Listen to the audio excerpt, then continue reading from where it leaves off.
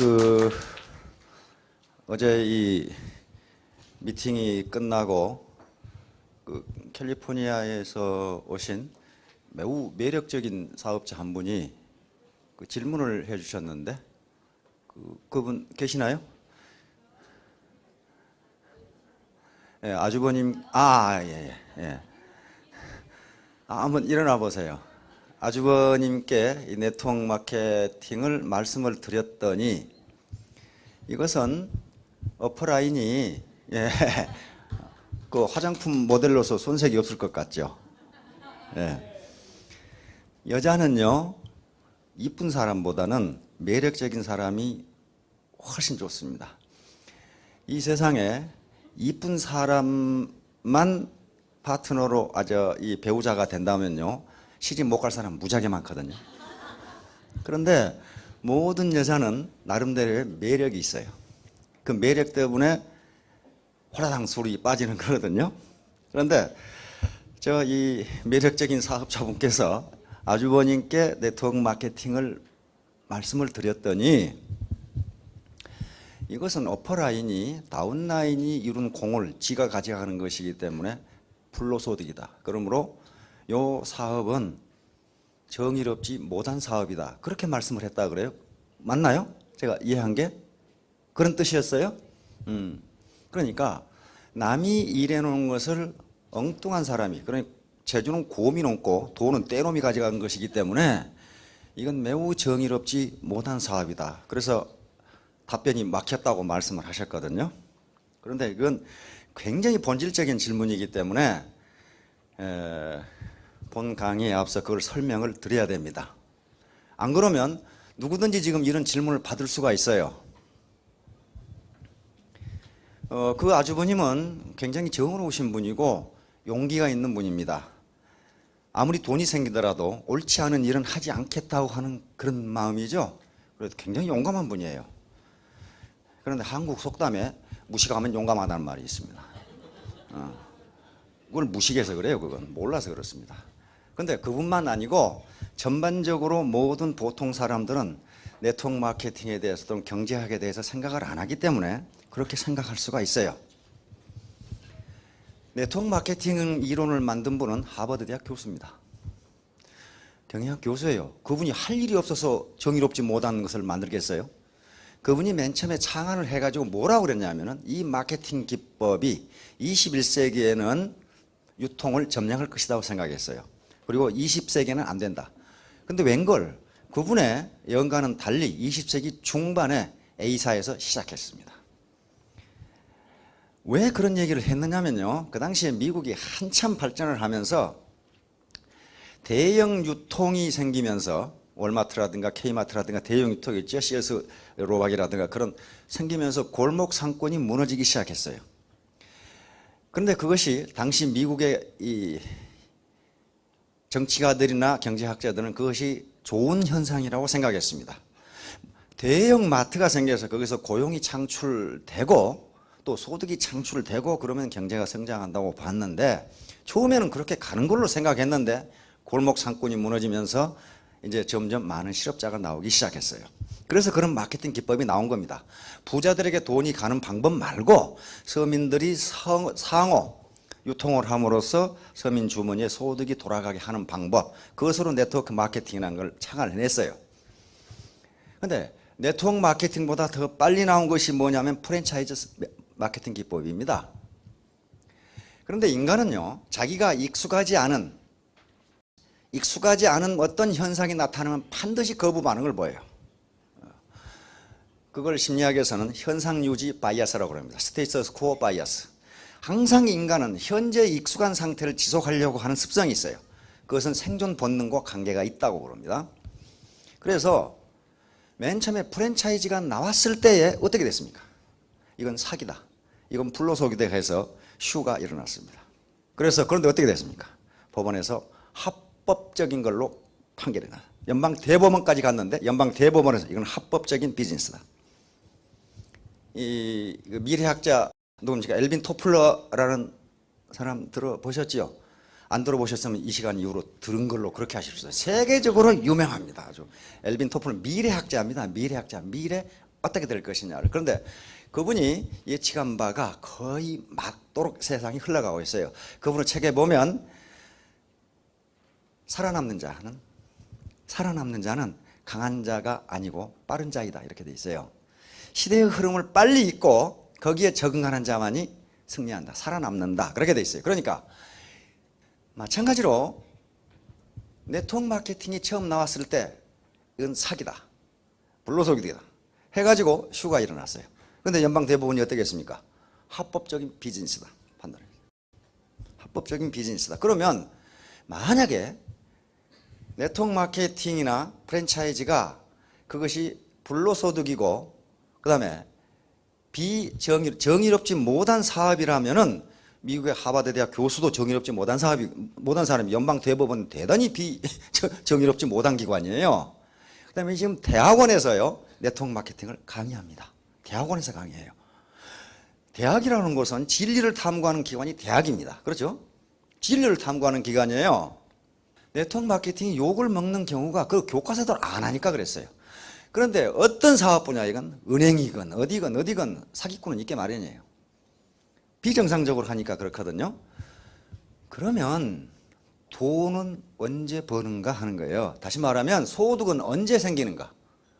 놀고 있는 사람에게 소득이 주어지지는 않습니다. 그렇죠? 소득은 무엇의 대가냐 하면요 생산의 대가입니다. 생산활동의 대가예요. 소득은요 생산활동의 대가입니다. 생산활동의 대가예요. 이제 본 강의에 들어가기 전에 이거야말로 이제 대학 경제학 강의거든요. 그러니까 생산활동을 하지 않는 사람은 소득이 생기지가 않아요. 그렇죠? 그러면 여기서 이제 뭐가 문제가 되냐면 생산이 뭐냐는 게, 생산이 뭐냐? 도대체 생산이라는 게 뭐냐? 요게 생산을 어떻게 디파인 하느냐에 따라서 경제 체제가 자본주의 시장 경제냐, 사회주의 계획 경제, 다시 말하면 공산주의냐, 자본주의냐로 바뀌어져요. 생산을 어떻게 정의하냐? 생산이 뭐가 생산이냐? 생산은 경제학에서는 세 가지로 나눕니다. 첫째는 자연으로부터 재화를 채취하는 행위를 생산이라고 합니다. 자연으로부터 재화를 채취하는 행위 뭐가 있어요? 농산물을 농사짓는 거 자연으로부터 얻는 거예요. 바다에서 고기를 잡는 거, 산에서 나무를 베서 즉 임업하는 거 있죠. 그 다음에 땅속에서 광산물을 캐는 거, 그거 자기가 만든 거 아니에요. 자연에 존재하는 것을 어떤 힘을 가해서 그것을 얻는 행위를 생산이라 그래요. 그래서 농업도 생산이고 어업도 생산이고 광업도 생산이고 임업도 생산활동입니다. 이것을 1차 산업이라고 합니다. 1차 산업은 농림어업을 이것을 1차 산업이라고 그래요. 그래서 1차 산업을 하는 사람들도 생산활동을 하기 때문에 거기서 소득을 얻어요. 그렇죠? 고기 잡는 어부들, 농사 짓는 농부, 산에서 임업하는 인부, 그 다음에 광업하는 사람 다 생산활동입니다. 자기가 만든 건 아니에요. 있는 걸 얻는, 채취하는 거란 말이에요. 그 다음에 또 생산이 뭐가 있냐면요. 어떤 재화 또는 중간재를 가공하거나 변형하거나 또는 결합해서 새로운 제품을 만드는 행위를 생산이라고 그래요. 광석을 녹여서 철광석을 만들어 가공한 거죠.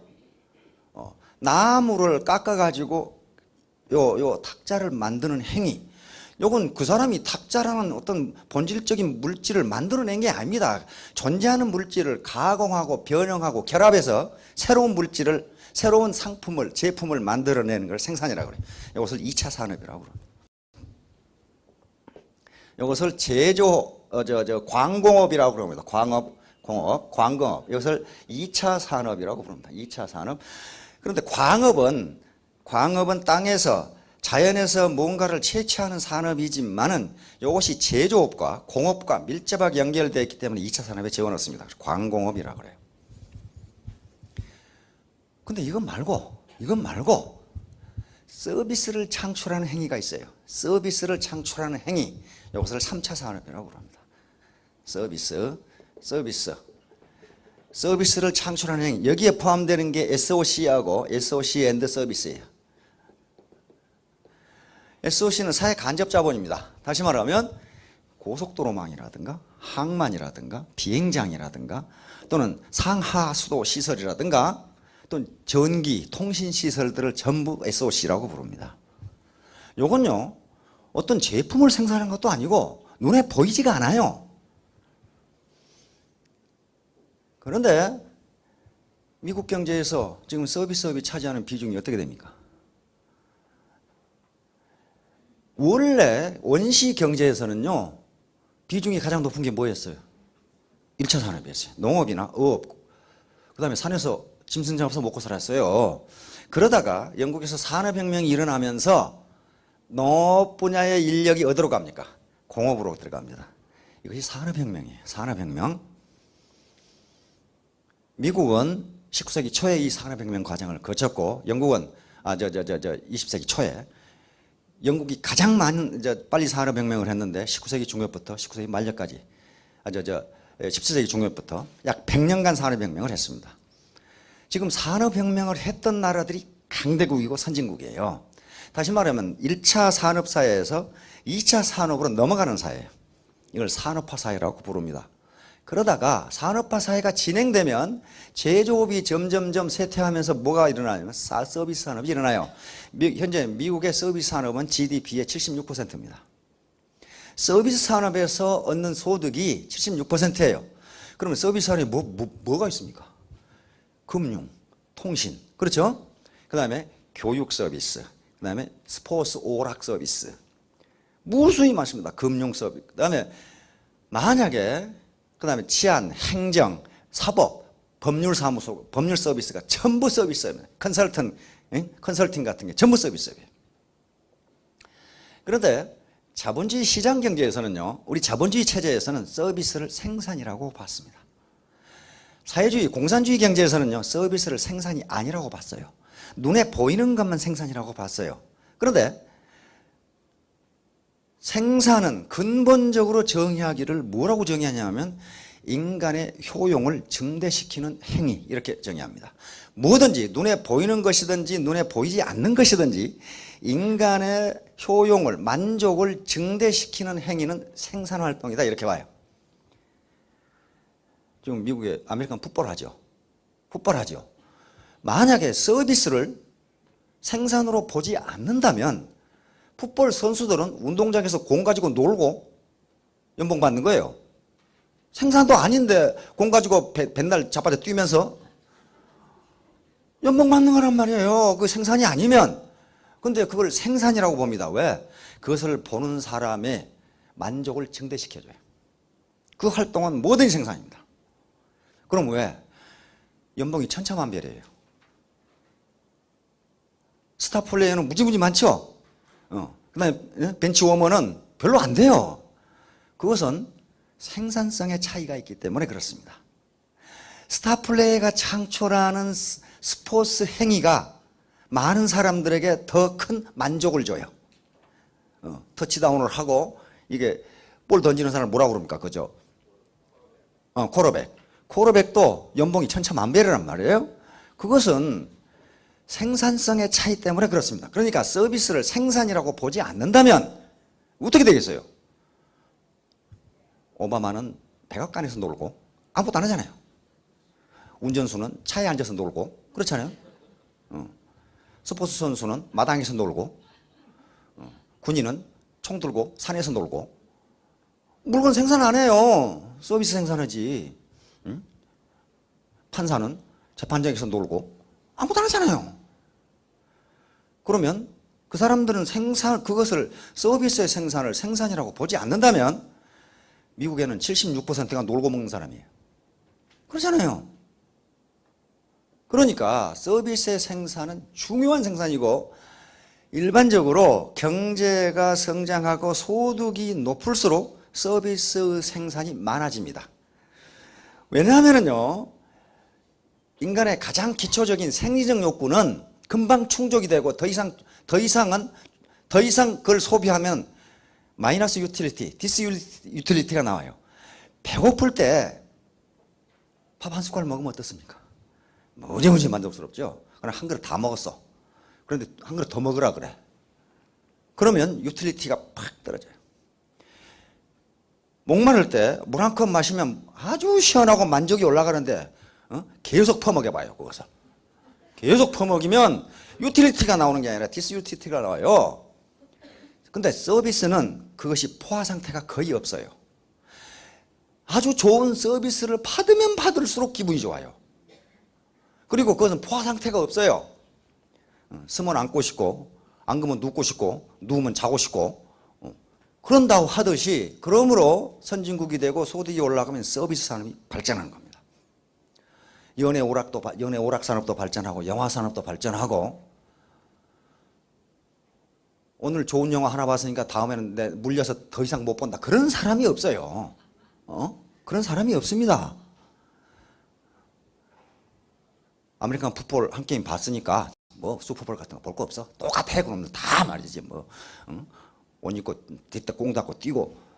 그렇지가 않아요. 서비스는 더 좋은 서비스를 보면 그걸 소비하고 싶어져요.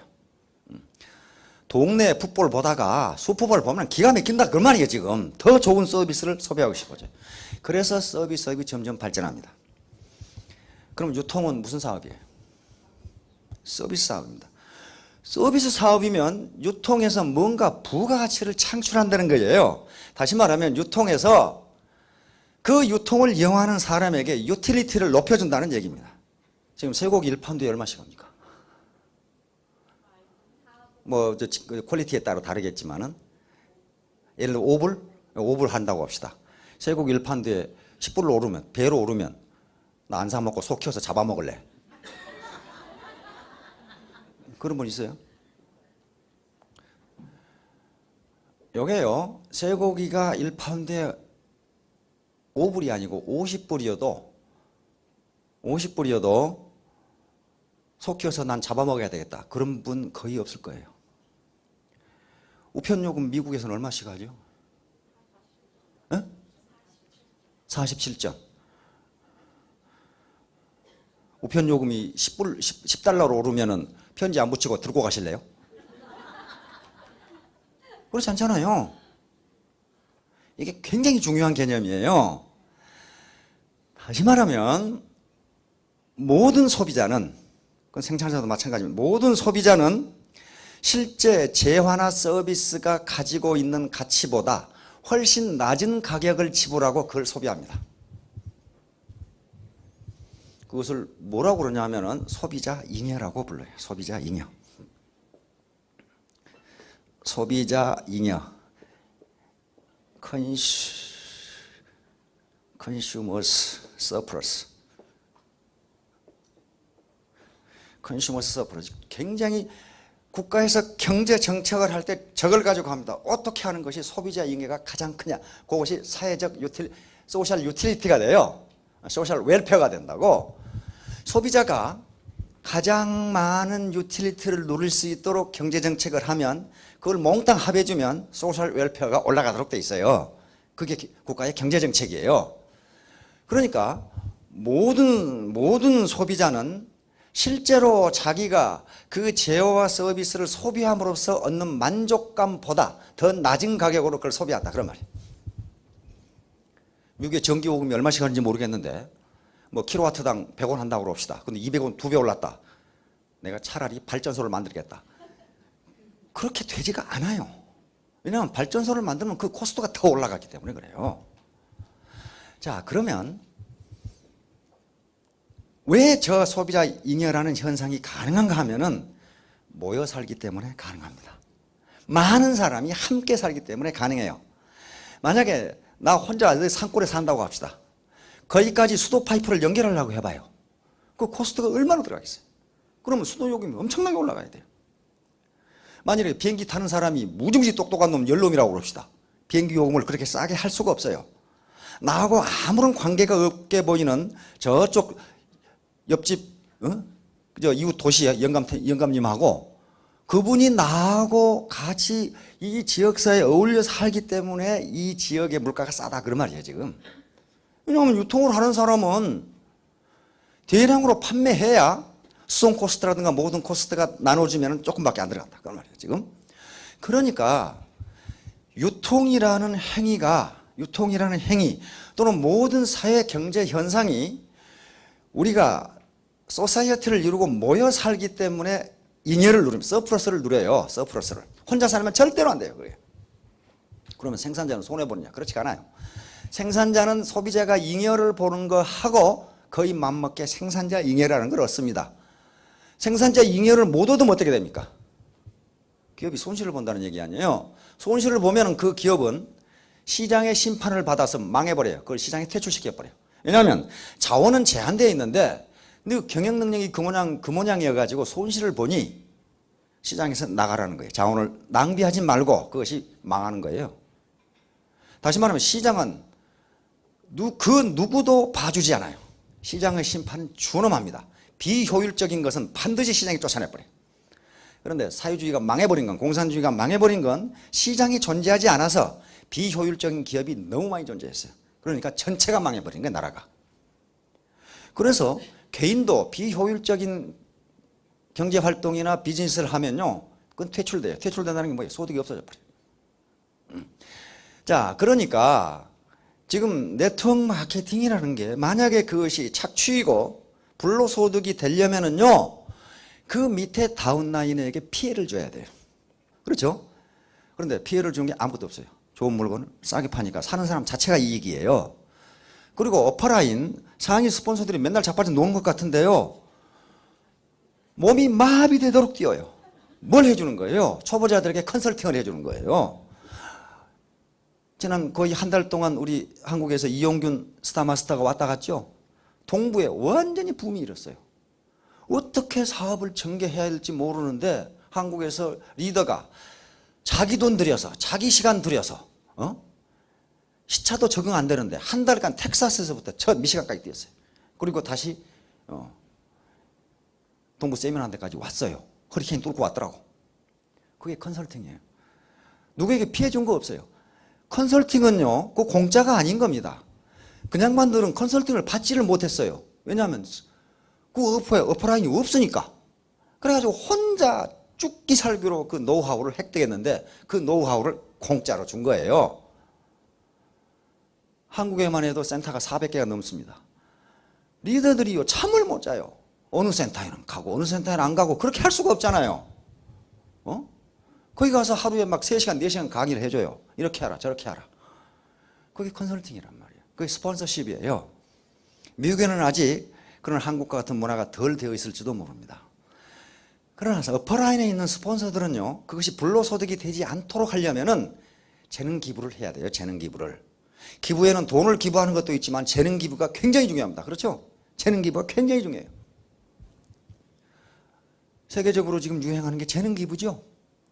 돈이 있는 사람은 돈을 주고, 자기가 미용 기술이 있는 사람은 돈이 없어 미장원에 못 가는 할머니들 미장을 해주고, 그거 기부죠. 지금 한국에서도 리타이어한 할아버지들이 우주촌에 가서 많이 교육을 합니다. 옛날에 자기가 배웠던 한자라든가 또는 이 전통 예법이라든가 하는 걸 그냥 기부하는 거예요. 기부. 그러니까 오프라인에 있는 스폰서분들은요, 내가 내 돈 챙기면 그만이다. 그러면 그거 도둑놈이에요. 그거 착취하는 거라고. 그만큼 인컴이 있으면요, 그걸 돈을 갖다 주라 그런 얘기 아니에요. 고기를 주라는 게 아니고 고기 잡는 법을 가르쳐 주라 그 말이에요. 당신 나는 이렇게 하니까 많은 고기를 잡을 수 있었다. 그게 스폰서십이고 리더십 아니에요. 그렇게 해야만 정당한 돈벌이가 됩니다. 물론 누구에게도 피해를 주지 않아요. 오프라인의 스폰서가 가만히 있다고 해서 누구한테 피해 주는 거 아닙니다. 피해 주는 거 아니지만은 노블리스 오블리제라는 말이 있죠. 그 말씀도 못 아마 옛날에 들어보셨을 거예요. 노블리스 오블리제. 고귀한 자의 도덕적 의무입니다. 로마는 저쪽 이태리 남부의 조그마한 섬 도시국가였어요.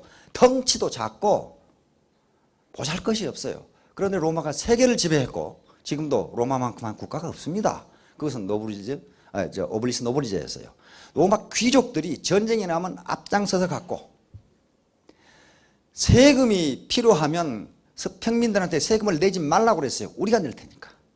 돈만은 우리가 낼 테니까 평민 너희 내지 마라. 그렇게 하는 것이 법적 의무는 아니었어요. 법적 의무는 아니었는데 고귀한 자, 즉 사회적으로 신분이 높은 사람들이 존경을 받으려면 도덕적 의무를 다하지 않으면 안 된다고 생각을 했어요. 그래서 로마가 와 일어납니다. 그럼 언제 망하느냐? 고귀한 자들이 도덕적 의무를 하지 않았을 때 망해버렸어요. 이제 점점 부유하게 되고 배가 뜨뜻해지니까 귀족들이 향락과 사치에 빠졌어요. 그리고 국방은 옛날에는 저그들이 했는데 이제 그건 하기 싫고 용병을 사다가 했어요. 용병을. 근데 게르만족이나 뭐 이런 용병들 있잖아요. 사다가 했어요. 그러니까 그대로 망해버렸어요. 다시 말하면 애텀이라는 조직도요. 상위 스폰서들이 노블리스 오블리제 고귀한 자의 도덕적 의무를 다하지 않으면 언젠가 망해버려요. 왜냐하면 밑에 다운라인에서 그 스폰서를 존경하지 않거든요. 아이고 잘났네. 너만 잘 먹고 잘 살면 그만이야. 나는 모르고 없고 너나 잘해라. 그럼 어떻게 하겠어요? 반드시 그건 법적 의무가 아니에요. 밑에서 발에 땀나도록 돌아다니면서 다운라인에 지금 어려운 사람들을 도와주라고 하는 것은 그건 법적으로 그렇게 안 해도 돼요. 그러나 그건 도덕적으로 그렇게 해야 된다 그 말이에요. 도덕적 의무예요. 도덕적 의무란 말이에요. 따라서 지구상의 선진국이 된 나라치고 이 상위 어퍼클래스에서 도덕적 의무를 행하지 않는 나라가 하나도 없었어요. 지구상의 가장 큰 국가를 형성한 나라가 어디게? 어디게요? 미국. 천만의 말씀. 지구상의 가장 큰 국가를 형성한 나라. 예? 몽고? 예? 이탈리아? 예, 대영제국입니다. 대영제국. 대영제국은 지구의 4분의 1을 차지했어요. 해가 지지 않는 나라를 차지했어요. 지금도 그래요. 지금도 영국 우승 나라가 아니에요. 이 캐나다에서 밴쿠버에서 오신 분 있죠? 캐나다가 누구 나라예요? 예, 영국 겁니다. 캐나다에는 국가 원수가 없어요. 캐나다의 국가 원수가 누구예요? 엘리자베스 여왕이 국가 원수예요. 그게 지구상에 지금도 16개 국가예요. 영국 여왕이 국가 원수로 있는 나라가 지구상에 16개 국가라니까요. 그걸 영연방 제국이라고 부릅니다. 대표적인 게 캐나다, 그리고 오스트레일리아, 호주. 그 국가 원수 없어요, 그거. 뉴질랜드, 우사인 볼트 있는 나라, 자메이카. 전부 영국 여왕이 국가 원수입니다. 우사인 볼트가 올림픽에서 금메달 따면은 국기는 뭐 자메이카 국기 비슷한 거 올라가는데 거기에 반드시 유니언 잭크가 그려져 있어요. 구석에. 영국 국기가 그려져 있다고. 국가는 영국 국가가 연주가 돼요. 그럼 캐나다에는 수상이 있는데 수상은 뭐냐? 한참 밑에고 캐나다를 통치하는 것은 캐나다 총독이에요. 영국 여왕이 임명한 총독이가 있어요. 그래서 대한민국에서 대통령이 캐나다에 가면은 수상이 나와서 영접하는 게 아니고 왜냐하면 수상 한참 밑에 사람이니까 캐나다 총독이 나와서 영접을 해요. 그 대영 제국이 그렇게 될 수 있었던 이유가 노블리스 오블리제였어요. 영국의 귀족들은요 무조건 군인입니다. 전쟁터에 가서 죽어야 돼요. 평민이 가서 앞에 나가는 게 아니라 귀족들이 군인으로서 폴로우 미예요. 나를 따르라. 그런데 후진국일수록 귀족들은 뒤로 뽕뽕맨 빼고 야 이놈들아 너가 앞에 가. 이런 놈들이 전부 후진국이에요 지금. 영국 여왕의 남편이 누굽니까? 필립공이죠. 필립공. 영국 해군사관학교 나왔습니다. 그리스 왕자예요. 그리스 왕자인데 영국 해군사관학교에 유학 갔다가 엘리자베스 공주가 깜빡 반해가지고 그 결혼한 게 지금 필립공이에요. 예, 영국 해군 원수입니다. 엘리자베스 여왕은 육군 원수예요. 찰스 황태자는 영국의 황태자는 아무거나 되는 게 아니고 대학을 2개 나와야 되고 상군사관학교를 다 졸업해야 돼요. 그래서 찰스 황태자는 현재 연대장이고 함장이고 전투기 조종사예요. 해군 대령입니다. 찰스 황태자가 엘리자베스 여왕을 대신해서 국가 원수의 자격으로 다른 나라에 갈 때는 반드시 군복을 입어요. 해군 대령이거든요. 둘째 왕자는 앤드류 왕자입니다. 앤드류 왕자는 해군 대령으로 해군 중령으로 제대했어요. 앤드류 왕자가 해군 중위일 때 포클랜드 전쟁이 났죠. 그 말도 안 들어보신 분 계신가 보네. 포클랜드에서 전쟁했어요. 영국하고 아르헨티나하고 죽어라고 전쟁하다가 아르헨티나가 팍 깨져가지고. 포클랜드는요, 영국에서는 한참 멀죠. 남미, 저 아르헨티나 밑에 섬 하나 있죠. 남극 대륙 옆에. 그게 원래는 아르헨티나 땅인데 영국이 옛날에 뺏었거든요. 그거. 그래서 아르헨티나는 그걸 말비나스라고 그러고 영국은 포클랜드라고 그래요. 근데 거기에 군부 정권이 들어서면서 국민의 관심을 밖으로 돌리기 위해서 포클랜드가 자기 땅이라고 거기다 공격을 시작했어요. 군사행동을 시작했어. 왜냐하면 그때 수상이 영국 대처 수상이었거든. 그러니까 여자가 뭘 여기까지 오겠냐 그렇게 생각했어요. 대처를 우습게 본 거죠. 대처를 철납이라고 그러죠. 그런데 영국 항공모함이 거기를 간 거예요. 가가지고 아르헨티나군 일개 군단을 격파하고 다시 뺏어버린 거예요. 그때 바로 둘째 왕자니까 그 당시는 찰스가 결혼을 하기 전이기 때문에 앤드류 왕자가 왕위 계승서열 두 번째였어요. 2위였어요. 그런데 그게 해군 중이야. 해군 중인데 가장 위험한 해군 헬리콥터 조종사예요. 둘째 왕자가. 그런데 그 포클랜드 전쟁에 지금 참전을 해야 돼. 항공모함과 함께. 그러니까 영국 상원에서 엘리자베스 여왕에게 탄원을 올렸어요. 이게 왕의 계승서열 두 번째인데 가서 죽어버리면 어떡하냐 이거야. 그러니까 영국 여왕한테 그 전투에 참가하지 말라고 명령하라 이거지. 요청했어요. 그런데 영국 여왕은 이런 지하에 거부하고 전투에 참가하도록 명령했어요. 혁혁한 공을 세웁니다. 셋째 왕자, 엘리자베스 여왕의 셋째 왕자는 해병대예요. 해병대 장교입니다. 사인은 육군 장교입니다. 그러니까 전부 다 왕가는 군인이어야 돼. 그리고 앞에 가야 돼. 지금 찰스 황태자의 그 왕자. 두 놈 다 장군이죠. 윌리엄이죠. 둘째가 아프가니스탄에 갔다가 들켜가지고 다시 또 왔죠. 언론이 보도해버린 바람에 그 왕자가, 아프가니스탄에 있으니까 탈레반에 이제 전부 이 도청을 해보니까 꼬마를 잡아라 이렇게 나온 거예요, 지금. 그 꼬마가 왕자거든. 그래가지고 할 수 없이 영국으로 다시 왔단 말이에요. 근데 첫째 왕자가 다시 또 아프간에 가겠다고 그랬죠. 굉장히 위험해요, 아프간은. 그런데 왕자들이 앞장서서 가겠다 이거야, 그런데를. 그게 노블리스 어블리제예요. 위험한 곳에, 그리고 내가 힘드는 곳에, 내가 어퍼클래스라면은 어퍼클래스로서의 존경을 받으려면 그런 일을 해야 된다는 거예요. 그걸 법적으로 안 해도 돼요. 영국이라는 나라가 지금 저 모병제인데 그거 뭐 안 알아도 되잖아요. 그런데 솔선해서 한단 말이에요. 그러니까 애터미가 계속 발전해서 상위 어퍼클래스에 있는 스폰서가 존경을 받으려면은 법적 의무가 아니라 도덕적 의무를 다해야 돼요. 그래야만 그것이 불로소득이다 또는 착취라는 오해를 받지 않습니다. 한국의 스폰서는 전부 그렇게 해요. 우리 박한길 회장님이 그 지침을 내렸어요. 아이 스폰서들이 너무 많이 다운라인에다 다 지원해버려. 거의 100%를 다운라인에 지원을 하니까 우리 박한길 회장님이 그렇게 해가지고는 안 된다. 우선 너희가 부자가 되라. 그래서 너희가 받는 소득의 3분의 1만 지원을 해라. 왜? 다운라인에 차비도 없고 점심값도 없는 사람들이 있거든요. 이걸 이 스폰서, 상위 스폰서들이 지원을 해준다고. 그 다음에 3분의 1은 차비로 다 쓰고 돌아다녀야 될 거 아니에요. 그래서 적어도 3분의 1은 마누라 갖다 줘라. 그렇게 지금 지시를 했어요. 안 그러면 다 쓰니까. 다운라인에 다 써버리니까. 그럼 그 사람들이라고 욕심이 없는 사람들이겠어요? 자기들이 어려웠던 시절이 있었거든요. 그러니까 어려웠던 시절을 생각해서 차비도 없고 밥도 먹고 밥도 못 먹고 학비가 없어 학교 못 보내고 시어머니 아픈데 병원에도 못 가는 사람을 다 지원해 버린단 말이에요. 그러니까 상위 스폰서들이 존경을 받는 겁니다. 서로 자기 센터에 안 온다고 난리 법석을 치니까 이 사람들이 한 사람은 지금 곧 죽을 뻔해가지고 지금 강제 휴식 명령을 내렸어요. 거의 죽기 일보 직전에 가가지고 한 사람은 또 젊은 스폰서인데 너무 그 센터에 돌아다니다 몸이 마비가 돼가지고 상위 스폰서들이 가만히 앉아서 돈 버는 게 아닙니다. 그렇게 다 지원하면서 그렇게 해요. 그 자체가 즐거움이란 말이에요. 누군가를 도와주면서 어려운 사람에게 컨설팅을 해서 이 사람이 스스로 일어서도록.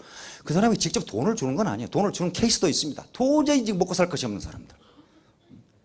회사에서 그 지원해줘요. 사업자들 중에 시어머니가 암으로 투병하고 있는데 돈이 하나도 없다. 그럼 해모님 지원해 줍니다. 돈도 지원해 주고. 그러나 사업자 자신은 컨설팅을 받아서 스스로 일어서라고 해주는 거예요. 스스로. 항상 그렇게 해줄 겁니다. 만약에 미국에는 그런 케이스가, 우리 애터면 그런 케이스가 없겠지만은 누군가 파트너 또는 형제 라인의 누군가를 모함하고 자기 잘못을 거기다 뒤집어 씌워가지고 자기 이익을 취하려고 그러고 누가 호의를 베푸면 고맙다는 생각도 못하고 옳다 됐다 봉 하나 잡았다 끝까지 뜯어먹어 버리자, 이런 생각을 하면요 절대로 성공 못해요. 절대로 성공 못합니다. 형제 라인이 됐건 스폰서가 됐건 누군가 회사가 됐건 간에 자기에게 페이버를 베풀면 그걸 고마운 줄을 알아야 돼요. 고마운 줄을 알아야 됩니다. 그걸 모르고 옳다 이런 봉이로구나. 봉 아닙니다. 회사 경영진이요 그렇게 머리 나쁜 사람들 아니에요. 머리 나빠 가지고는요 이렇게 좋은 회사를 만들 수가 없어요. 컴퓨터 들여다보고 있으면 누가 무슨 짓을 하고 있는지 다 알아요. 다 알아. 그런데 모른 척 하는 거예요. 모른 척 하는데 그 머리 나쁜 사람은요 아이고 모르는구나 그렇게 생각해요. 다 알아요. 반드시 자기 힘으로 누구한테 의지하지 말고 자기 잘못을 누구에게 뒤집어 씌우지 말고, 그건 양심을 속이는 일 아니에요. 그리고 누군가가 페이버를 베풀면 고마운 줄을 알고 그렇게 해야 성공합니다. 서비스의 생산은 중요한 생산활동이고 그건 부가가치의 창출입니다. 그러므로 거기서 얻는 소득은 정당한 겁니다. 그리고 컨설팅, 상위 스폰서가 컨설팅을 해주고 다운라인을 지도해주고 스폰서십을 발휘하고 그 대가로 소득을 얻는 거지 가만히 앉아서 얻는 게 아닙니다. 따라서 미국의 상위 스폰서들도 그런 스폰서십을 발휘하셔야 됩니다. 그래야만 고귀한 자로서의 도덕적 의무를 하는 것이고 그래야만 다운라인으로부터 존경을 받을 수가 있어요. 존경을 받을. 안 그러면 그건 배부른 돼지가 되고 말아요. 우리가 지향하는 바는 배부른 돼지도 아니고 배고픈 소크라테스도 아니고 배부른 소크라테스가 되려고 하는 거란 말이에요 지금. 자, 모두 이 자신감을 갖기 바랍니다. 이건 불로소득도 아니고 착취도 아니고 부가가치의 창출로 얻는 정당한 소득이에요. 자, 모두 크게 성공하시기 바랍니다. 감사합니다.